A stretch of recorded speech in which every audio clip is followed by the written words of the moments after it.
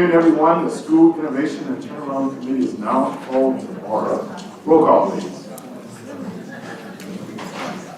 Mr. Appel? Here. Mr. Appel is present. Dr. Armstrong? Here. Dr. Armstrong is present. Mr. Burkett? Here. Mr. Burkett is present. Mr. Castile? Here. Mr. Castile is present. Ms. Champagne? Here. Ms. Champagne is present. Dr. Clark? Present. Dr. Clark is present. Mr. Harris?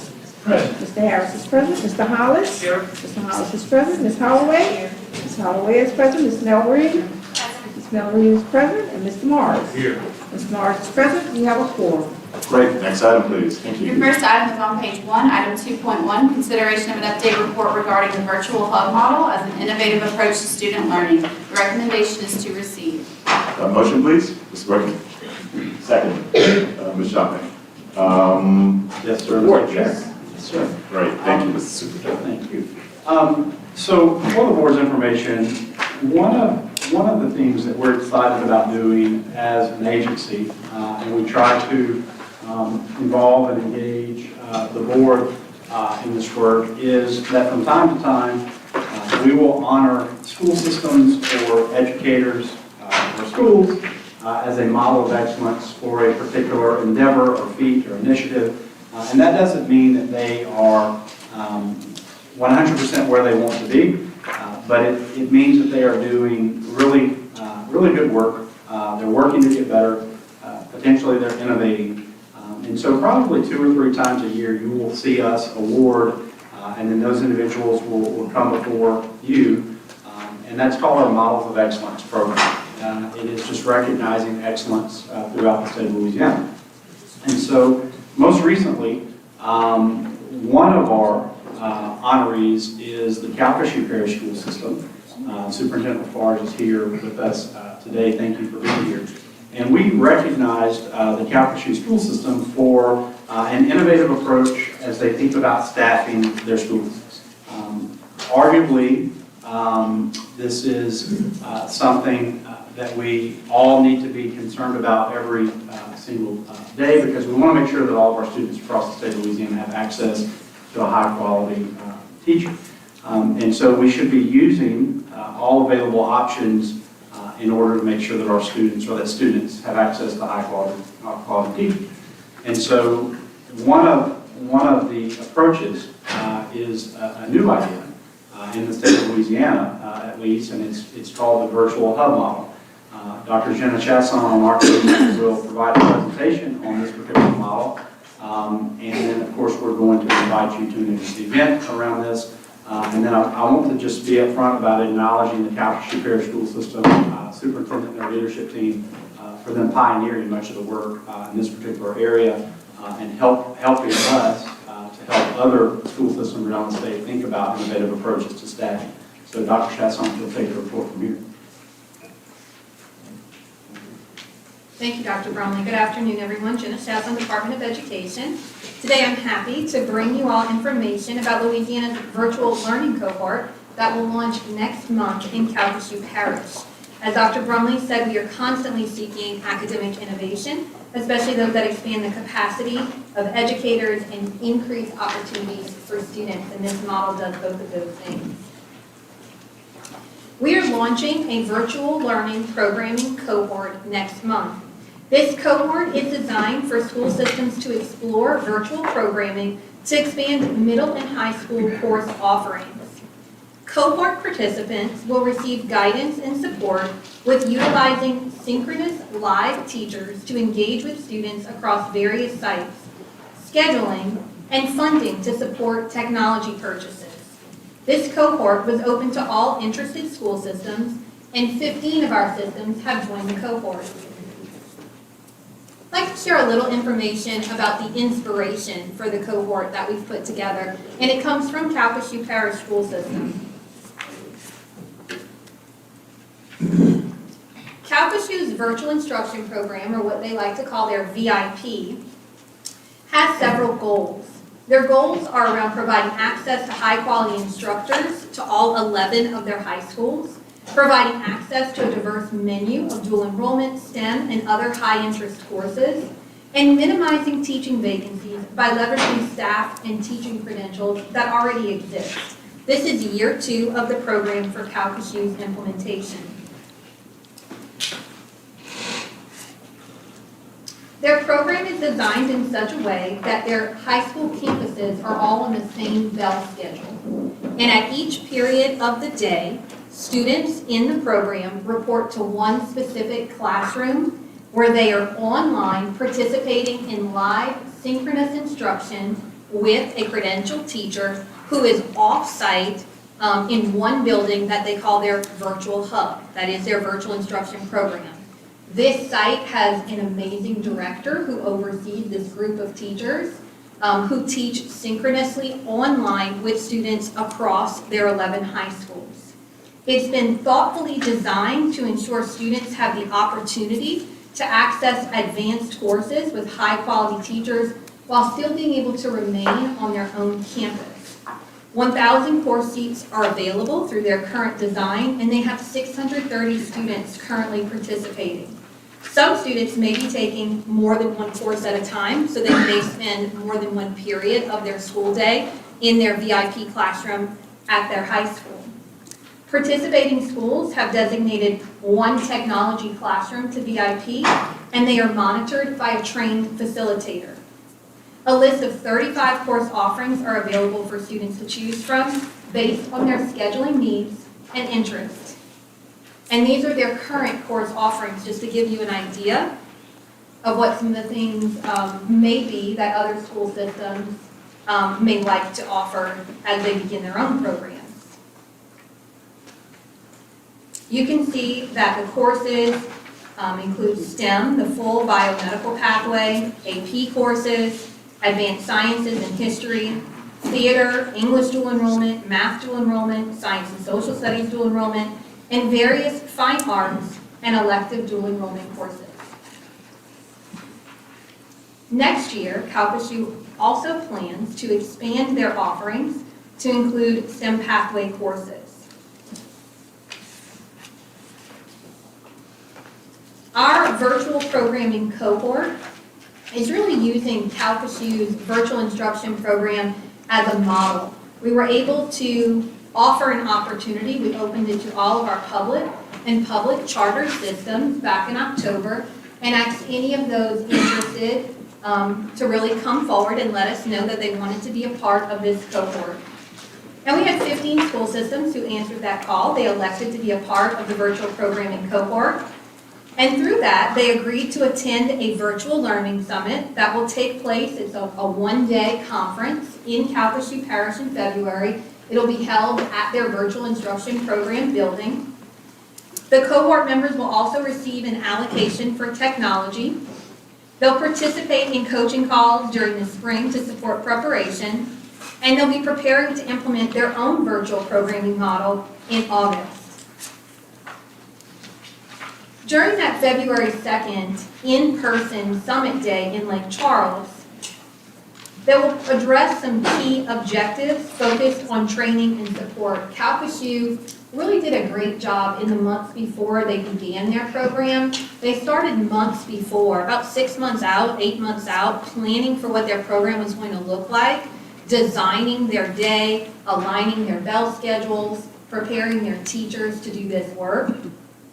And so the idea here is that these 15 participating school systems will have that same type of runway, and they'll also have the guidance and support of our team at the department and of Calcasieu as some really amazing thought partners. And so the February 2nd day is really going to be about educating the cohort members around what Calcasieu is doing, and they sure do have a lot of lessons learned over the last few years of their planning and implementation of their program. From a funding perspective, there's no charge to participate in our virtual programming cohort. They will receive funding to support technology purchases and paid registration fees for the Virtual Learning Summit. We'll also provide guidance on what funds school systems may use of their own to plan for and implement the program. On this next slide, you can see the 15 participating school systems. So we're excited to welcome them all to our in-person collaboration on February 2nd in Lake Charles. And following the Virtual Learning Summit, we will be providing ongoing coaching and support throughout the spring and summer months. School systems will be able to attend additional in-person sessions, virtual coaching sessions, or a combination of both, so that they are fully prepared to begin their own programs in the fall of 2024. And that concludes my presentation. I'm happy to take any questions, and I know that Superintendent LaFog is also here and wishes to give some public comment if you have any specific questions about the Calcasieu model. Dr. Chesson, thank you for that information. I want to point out to the board too, this particular model isn't about, having a computer program, having modules, students going to work on modules at their own time without a live teacher. This particular model is the school system has placed all of their high schools on the same bell schedule. So if you're in high school A or high school B, first period 8 to 9, second period 9 to 10, and they have a building where they have teachers who are committed to this particular work. And so students are able within their own high school to step in and access the teacher at another site and receive live instruction during that period of time. And so I asked the question while I was there, virtual instruction has had its challenges in Louisiana and across the country. And I said, what makes this different? And one of the responses that I received that I thought was really thoughtful is the difference is here, the students come in, they're in a class with other students that they know, although in other high schools. They have a teacher that is a teacher of their school system. And after they take part in that program and in that course, they go back out and they have lunch with their friends. They go to football practice. They may be in another class that's in a more traditional setting. So it's a little different than some of the isolation that students might feel otherwise, because they're still very much a part of that full school experience. So what I'd also like to do is invite Superintendent LaFarge to the table, just so that he too can answer any questions that you have. But for us, this is potentially part of making sure that all students have access to a teacher. And so we are funding the launch for these participating systems to purchase some equipment for them. But probably more important than that is just the professional development and networking that we're going to build. And so ultimately what we would hope to see is not just greater access within a school system, but in rural communities, there might be opportunities where school systems can partner with each other and say, hey, I don't have a chemistry teacher in my system, you do. I've got a physics teacher. Let's work out a schedule. Let's sign an MOU. Let's give all the students great access to teachers. And so I think that this has promise as one of the ways that we can think about solving to make sure that all students have access to high-quality teachers. So, Mr. LaFarge, I don't know if you wanted to make any comment. Sure. And I know it's really dangerous giving this guy a microphone. So appreciative to represent the Calcasieu Parish School System, the superintendent.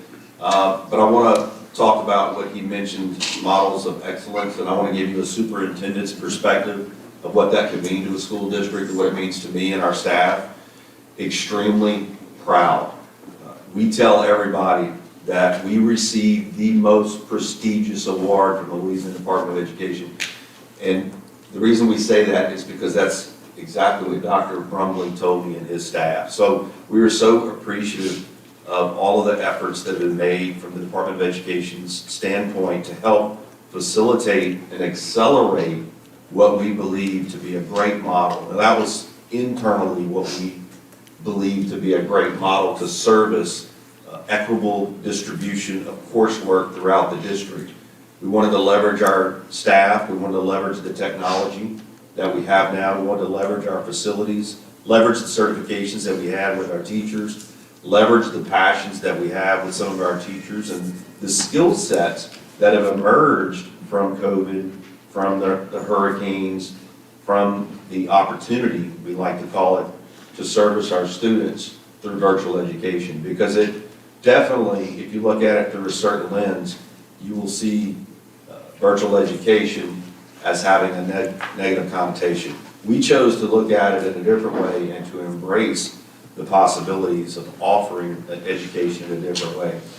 Anecdotally, we've had rural students and families ecstatic that their students, for the first time ever, are able to take AP courses because we didn't have the staffing to service those rural areas. Ecstatic because we have students who didn't have opportunities because they didn't go to the big school in our district. They didn't have the full staffing of the certifications. So they're now able to take STEM pathway courses. They're able to stay at their home school and not get on a bus and drive 2 hours to get specific type of coursework and then go back to their school setting. So all of those things you would be able to witness, and I wanted to personally invite every single Bessie member to come February the 2nd and see what we have, see what we can showcase as far as being generalizable to the rest of the state. I think that's what our team is most proud of. We didn't anticipate it being generalizable necessarily to the rest of the state. We wanted to just service, our students in the school system. So to have this recognition and acknowledgement and the work that has been committed to us, we just couldn't be more proud. And I just wanted to thank Dr. Brumley personally here before Bessie. I know we have 7 new members. I want to thank Dr. Chesson and her team. They've been so great for helping us get this off the ground as far as the state's concerned. Superintendent, let me just say that this is incredible. It really is, from my perspective. It's a game changer on so many levels. I think for those who ask about fiscal notes, for example, the cost of education Chairman Appel, we have so much that we can hope this grows, because the notion that we can offer this education to more kids. I grew up in one of these small towns, and we didn't have a calculus teacher. And the big schools, as you described it, had teachers who taught that course, and I didn't have that opportunity because we just couldn't afford it, didn't have it. So I think it's a game changer academically. It's a game changer, I think, financially for the state, where we may be able to redirect resources, because if we can scale this at the level that apparently you and the team envisions, and you too, Dr. Brumley, it could really make an incredible impact. I wish you success this year, but to the extent that we can continue to accelerate, which I know is the plan, the potential is great.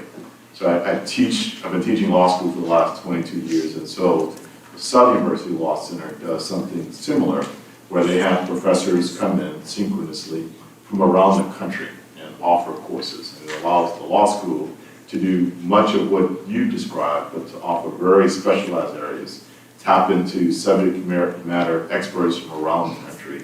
And it's a wonderful addition to the law school. And the fact that this is being implemented at the K-12 level, again, I think is a game changer on so many levels for the state. And I look forward to the opportunity to come and visit on February 2nd. So, well done. Mr. Chairman, Superintendent, can you give us more information? First of all, thank you. It's quite exciting, this innovative approach. More information about February, what time? February 2nd. 2nd? At what time? Anything? Is this? It's going to start at 9 and run until about 2. And Ms. Holloway, you will receive a formal invitation from us as well, with all the information. Perfect. Thank you.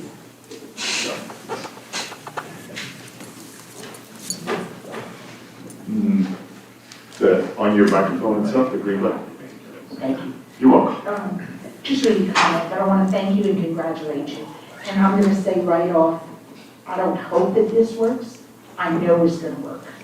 And I too come from a rural area.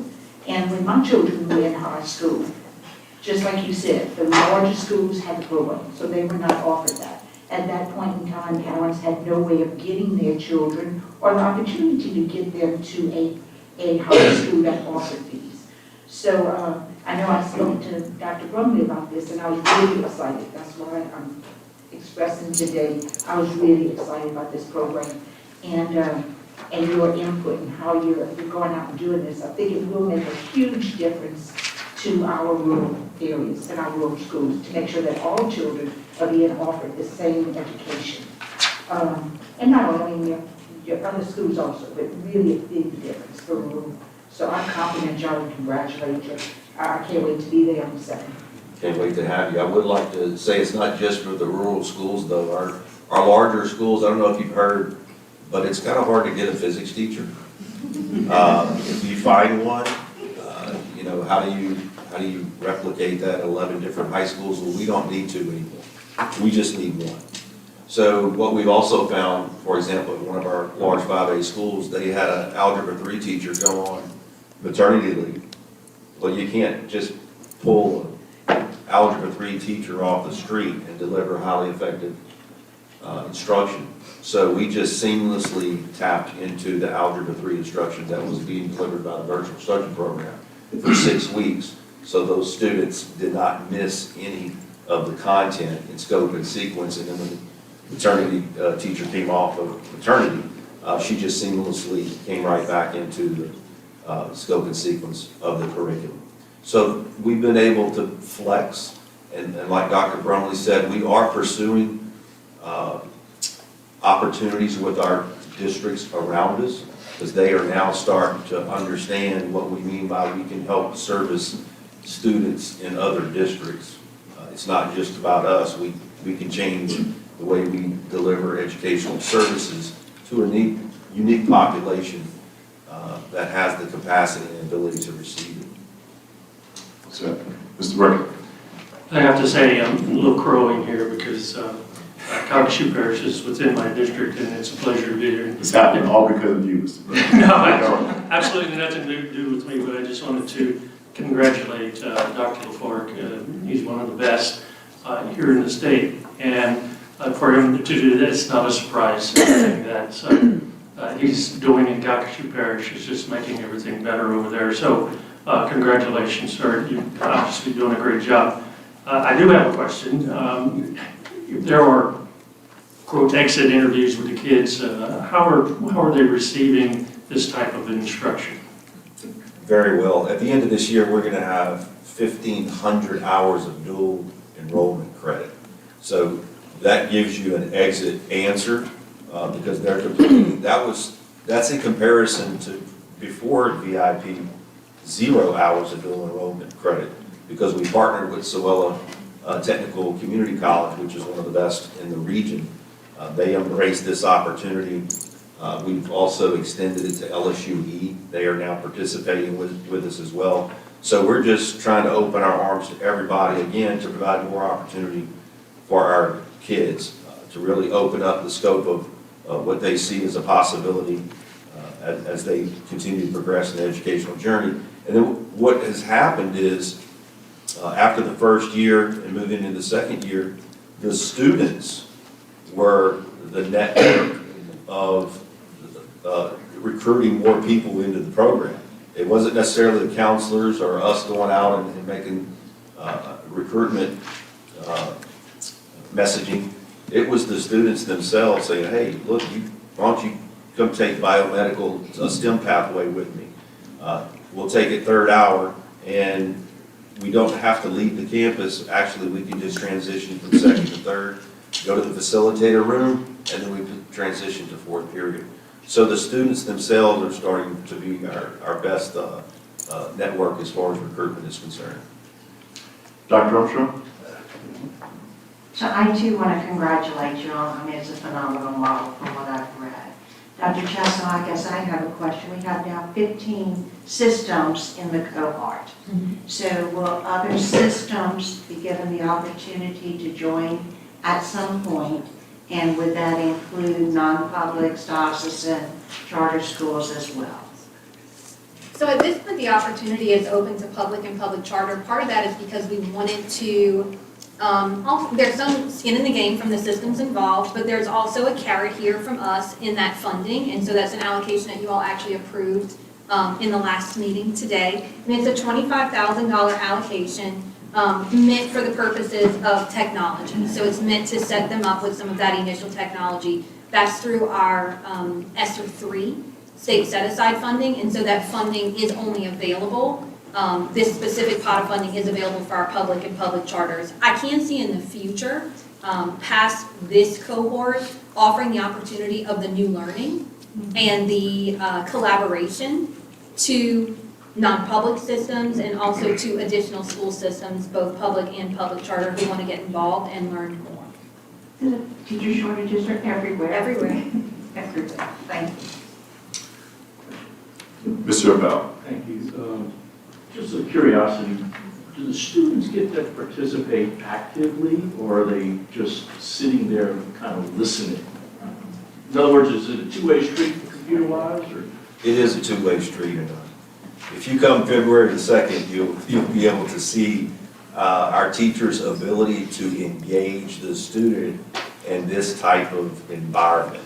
It is unorthodox in a way, but if you can see it and witness it in person, then you realistically understand it's almost as if there's no difference between being right there in front of That was them. my point. And what we've been able to do is enhance that opportunity for engagement by purchasing all the bells and whistles that they need to deliver that type of content, including e-boards, which is technological advancement in which a teacher can write on the board, and then because of the camera system in the e-board, it flips the image, and then the student sees it just like they would be sitting in a classroom on the board. So those are items that we continue to look to purchase for our teachers so that the students, can have that real synchronous experience that you would have in a classroom. So that brings me to my next question.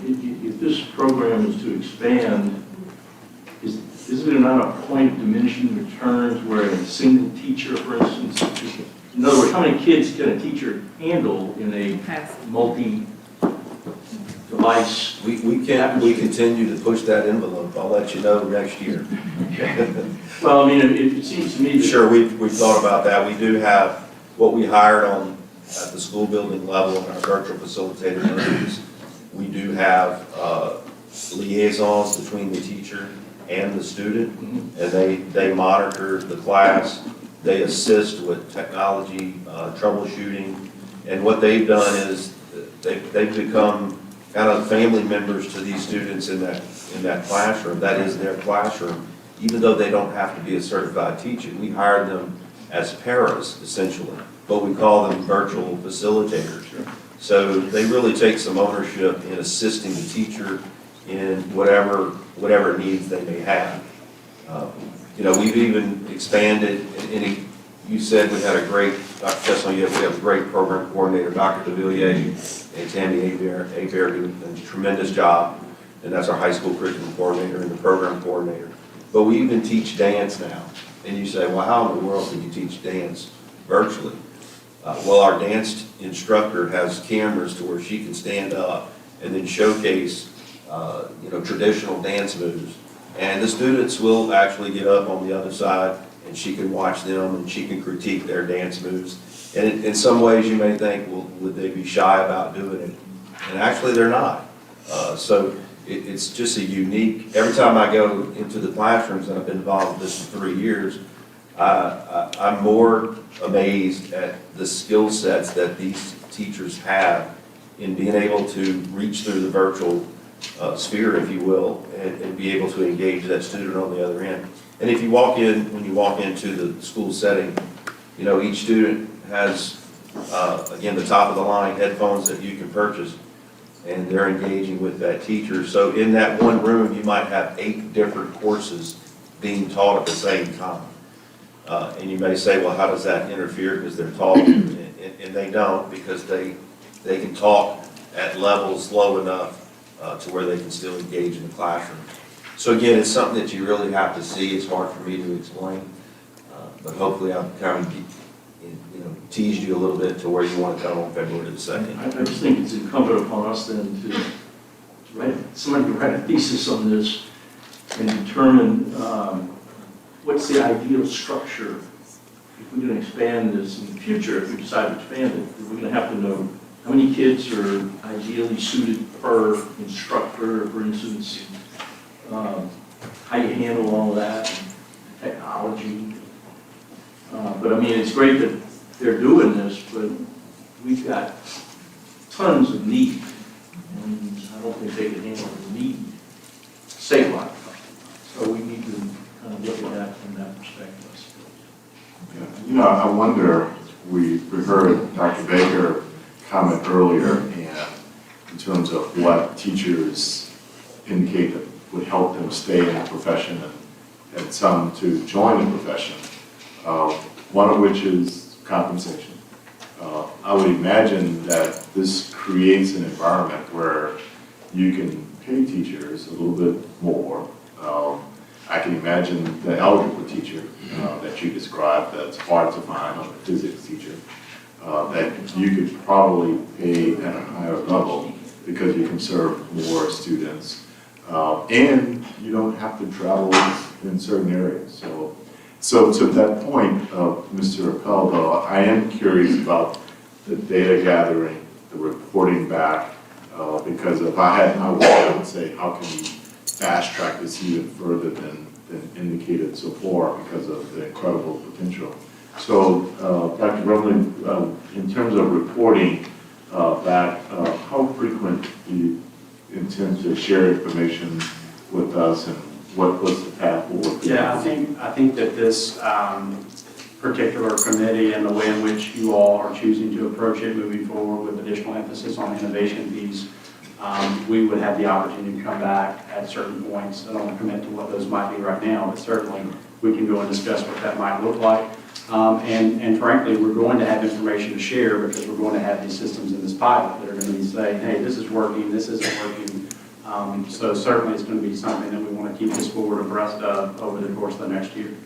Yeah, and I want to underscore something that Dr. Brumley just said, and Mr. Morris and I have been having these conversations as chair and past chair of this committee, and that SIT, School Innovation and Turnaround. We don't do as much turnaround work as we used to do, but there is a great need, as evidenced by your very successful pilot program, to focus more on the innovation component and bring forth and surface these opportunities. So for those who are watching, we'd like to place more emphasis on the innovation side of it, not to take away from the everyday blocking and tackling that we do with academic goals and other committees, but to the extent that we can advance more of those innovative concepts, we'd certainly like to do that. Other questions or comments from the board? Mr. Morris. Yeah, Dr. Chase, I inquired from one of my stakeholders, just curious, the 15 groups that have committed for this next school year, would there be any opportunities for any students in any other districts to engage with any of those school districts? I think that's something we're happy to facilitate the conversation. If there are students in other school systems, we're happy to facilitate the conversation between the participating school systems and any students outside of those areas. Great, thank you. Mr. Burke. I don't know how in the weeds you want to get, but at those schools where those kids are at, what does it take to get them there? I mean, what's the cost at that school in that room? You talking about the laptops, Yes. the headphones at the school setting? Yes, sir. That's it. It's very minimal. Because we're one-to-one anyway, they have the laptop anyway. So essentially, we're just having the headphones. And then at the virtual site itself, we pay for a Zoom class, which allows us to teach in a different way through the virtual world. So we pay for that licensing for the students. And then we also have, again, like the e-glass, and then we have the monitors. And the teachers, we purchase the top-of-the-line laptops so they can logistically handle what they have to handle. Great. There are no other comments from the board. We do have one additional public comment. Superintendent Ford, thank you so very much. Ms. Hawana, Dr. Moreno.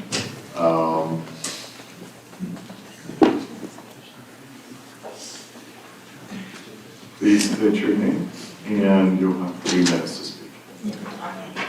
Thank you. My name is Juana Moreno from the Real Life program. First, I want to congratulate Calcasión superintendent and all the people involved. We have the honor to train Ms. Jensen Last summer, she's teaching already the Virtual Academy, the Intro to Computational Thinking. My team offered any help that we would provide. I mean, we have experience of virtual instruction between 2008 and 2013. My team developed around 20 courses, graduate courses, and we offer those courses to Germany, India, Switzerland. Here in Louisiana, Tulane was involved, Louisiana Tech was involved, and the instructor worked from all these locations. So at that time, they were not Zoom, so we used just more bulky polycons units. I mean, there were different times. For example, with India was close to 12-hour difference, so this was kind of a nightmare. But we were successful. The students were able to participate, because they were attending, in other locations, but everybody was able to see their questions, see their faces, and interact as a real classroom. So this, as Mr. Castillo mentioned, have happened in higher education for quite a few years. We will be willing to help in any way possible, because that's the way, to go with all levels of education, including K to 12. Thank you. That's a wonderful point. I really love we talked about the opportunity to teach and offer courses with experts around the country. Had not thought about the notion that we could have French teachers from Paris teaching our students, and Spanish teachers from other countries. That's a great point. Yeah, I mean, that project was on my research area, was on computational and material science. So we have a course in German, because we were sending also students physically to Germany. And this was funded by the National Science Foundation. It was a partnership for international research and education. So at that time was one of the innovative programs supported by NSF. And it was in very specific areas. So we didn't have enough teachers in any of these universities, to justify teaching that class. So we unite resources. Great. Thank you, Dr. Moran. Mr. Castillo, I just want to point out that the Model of Excellence initiative that our team leads, you will be a part of that moving forward. Assistant Superintendent Pulse and the School System Relations team, they do an outstanding job of locating these opportunities and coordinating events where other school systems can go and see and participate and learn. So you'll see more about that moving forward. What would be the mechanism, now that we're kind of shifting the focus to innovation, if someone were to come, say Dr. Morena's colleague, and said, look, I really do want to bring in some suggestion around an innovative model that brought in teachers internationally to offer courses, what would be the process for someone to engage in partner? I mean, I think if they can pick any member of our team, we're willing to have conversations and direct to the appropriate team member. Right. Yeah. All right. Thank you, sir. Any other questions, comments? Seeing none, there's a motion on the floor. Any objections to the motion to receive the report? Seeing no objection, the motion passes. The next item, please. Next item is on page 9, item 2.2, consideration of an innovative approach to student learning presented by Dr. Calvin Mackey and Pepper. The recommendation is to receive. Dr. Mackey and Pepper. I know everybody can't wait to hear from Pepper. Pepper is a robot. But Dr. Mackey's not able to make it because of the schedule change, but we will invite him in the future. Can we get a motion to defer? Move, second, no objection, moved by Mr. Burke and second by Mr. Morris. That item has been deferred. Next item, please. Yes, sir. If I could, we looking forward, hoping Dr. Mackey's going to be able to join us at the next meeting to engage in that very interesting conversation with Pepper and share with us how that's going with the students in their system. I did want to share with the board a little bit how we came about that conversation. One of my media channels, I read a conversation with some folks that I had worked with in Japan previously, and they were having a similar problem that we were having in our country with students coming back to school after COVID. I found that very, very surprising, given the Japanese culture. But the approach that they took was to bring these robots into the school system.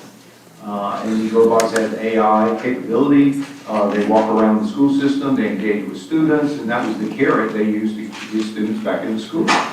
Coincidentally, at one of the more recent Los Angeles Advisory Council meetings, I ran into one of Dr. Mackey's colleagues, and he shared with me they purchased one of those robots. So I was very much looking forward to Dr. Mackey sharing that experience with us, and we see if there's potential there for networking another innovative approach in our state, where other states will start reading about what we're doing. But we didn't miss that opportunity today. We're looking forward to it. But my hope was that that would set the table for further conversation. I want to recognize Dr. Clint Coleman, who's in the room today. He leads the STEM initiative for Louisiana. And we look forward to him coming to the table as well in the near future, sharing with the board what the STEM network looks like across the state of Louisiana. We're hearing these really impressive individual reports, so looking forward to hearing on a broader scale what STEM innovation looks like across the state. So just want to share that with members. Great, thank you, Mr. Morris. Next item, please. The next item is on page 10, item 3.1, consideration of a status report regarding types 2, 4, and 5 charter schools. The recommendation is to receive. Motion to receive, Dr. Armstrong. All right, and second, please. Ms. Chapman. Yes, sir. Mr. Castillo. So you have the report in your backup. This is a report that takes a look at the academic, organizational, and financial status of this board's portfolio of charter schools. A few points I would like to note. Over the last year, 71% of the charters in your portfolio saw an increase in their school performance score. Would also note that 100% of the charters in your portfolio either met most or met all of their organizational performance expectations, and 96% of the charters in your portfolio met financial performance expectations. So this is a special group for this board because you are the authorizer of these schools, and I really look forward to over the next few years with this group and potential additions of really trying to accelerate performance academically in these schools. And I think that's what we need. And so we want to lean in on this area, respecting their autonomy, but at the same time knowing that for this board, these are the schools for which you authorize, and so we need them to be as healthy and as successful as possible. Ask that you receive the report. Dr. Armstrong? Just a quick question. For those schools that are failing and do not meet expectations, failing for a couple of years, their letter grade, what do we do as a board in that situation? Right. So the way that works, was outlined in policy, is that our charters have to meet certain objectives for academic performance. If they're meeting those objectives, then they are granted additional years in order to operate. If they're not meeting those objectives, then they could face revocation of their charter or closure. And so there are, unfortunately, at times when this board has to consider those types of items when a charter hasn't met those expectations. Any other questions, comments from the board? There's a motion on Ms. Burton. Being that we oversee the type 2s, those organizations that oversee those, do we choose who do that, or they do that themselves? So the type 2s are basically boards and or operators who have applied at their local level and were not approved. And so then they have the opportunity to apply here at Bessie as some people often say a backstop opportunity for those providers. And so they would then apply here. We then run them through the same review process or a similar review process as the local systems. They go through a third-party review. They have interviews. We look at the financial documents. We look at their academic documents. And then we'll make a recommendation to this board on whether you should reject or deny their request or approve their request. And so that will actually come to this board in late summer, early fall for any applicants that we get that have been denied at the local level. And so they have governing boards, and those governing boards then operate the school and the operations of the school, or they can contract out with an operator that provides the operation for that governing board for the school.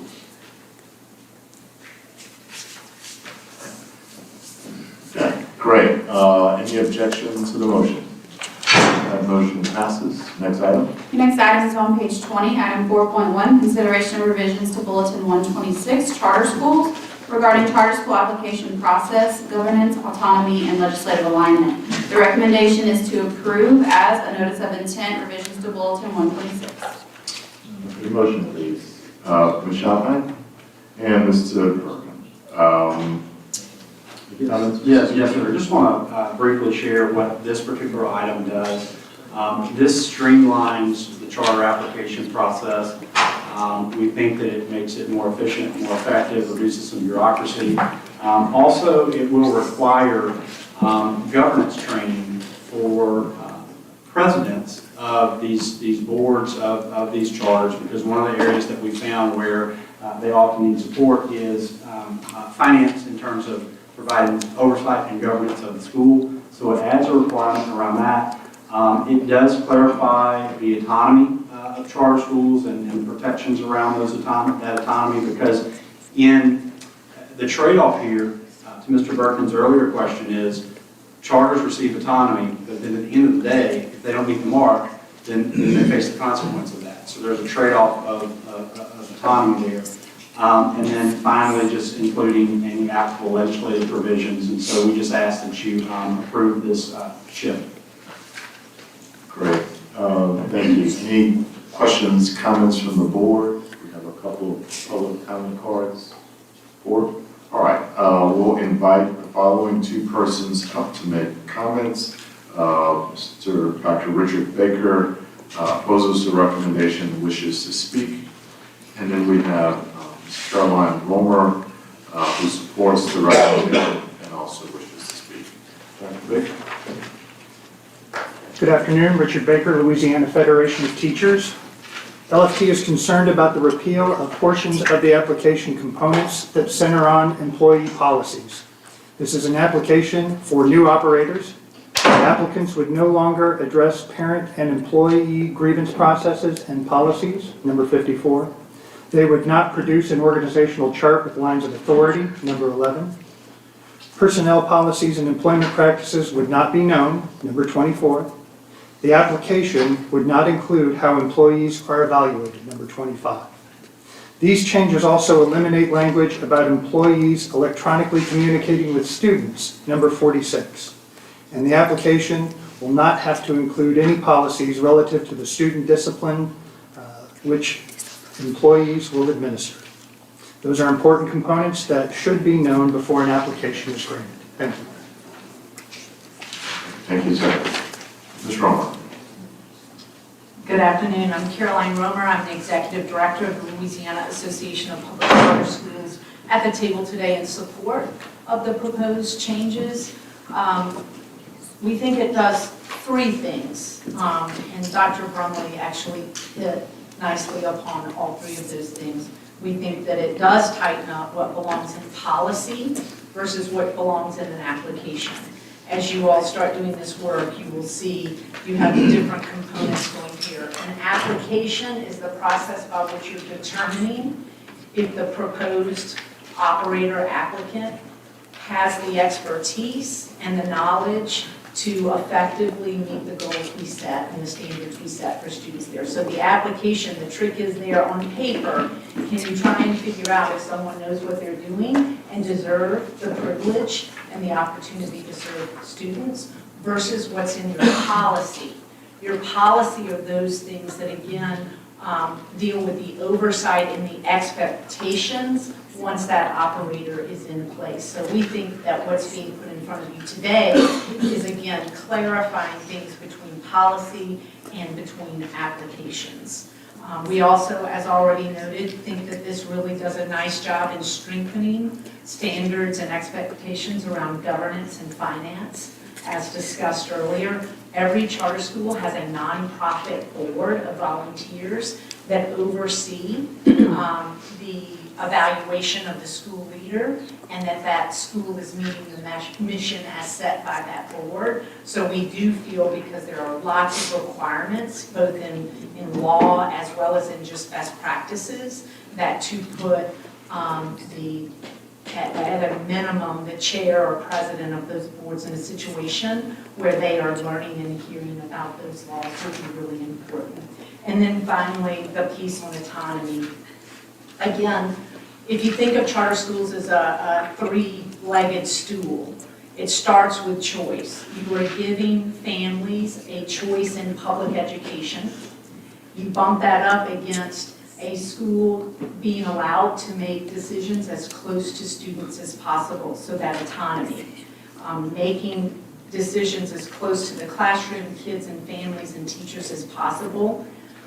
Families making choices, and in return is the accountability. The third leg is that accountability. And also, as discussed today, when a charter doesn't do those things well and does not meet the standards as set in their contract, then they lose that privilege. That makes us what's very different than a traditional system. Those three things in combination is what sets us apart. So we think that what the department is proposing here is taking us on a path that does not weaken the expectations or the standards, but instead is clarifying those things that should sit in an application versus those things that should sit in a policy, as well as sending a message to those boards and those touching taxpayer dollars, what we expect them to adhere to and to understand. Great. Thank you, Ms. Romer. Any other questions or comments from the board? There's a motion on the floor. Any objection to that motion? Seeing no objection, the motion passes. I think that takes us to the end of our... Yes, Ms. Holland. Before we adjourn, may I ask a question? Absolutely. It has nothing to do with this, but I'm just realizing, please let me know if I'm out of order too. Back in December, and it doesn't, and it's not pertaining to this particular committee, I think it pertains to the board administration, and it's in regards to the request that was asked to bring forward a report on birth to 3 and CCAP. So the new board would have an overview of this particular process of the pilot of whatever was being talked about, because I wasn't familiar with it either. And I went back, and it's not on the agenda. So how do we manage this? Can I request that a report come forward in March during this committee? I'm not sure in order. I'm not sure this is the correct committee or Yeah, not, but... so I don't know when to ask it, because we're moving. No, I mean, we're happy to do that. We look back at the official minutes too, and we didn't see where this was like a request to come back with an item, but we're happy if you want to make that now. Yeah, because someone was at the table when I said, look, what does this mean? Where are we with this pilot? That's the first time I see it, and I think it was in the administration. So we're happy to add an item for the Please. for the March meeting. Thank you. Yep. Great. Thank you. Thanks, ladies and gentlemen. We are now adjourned. Next committee will begin in 5 minutes.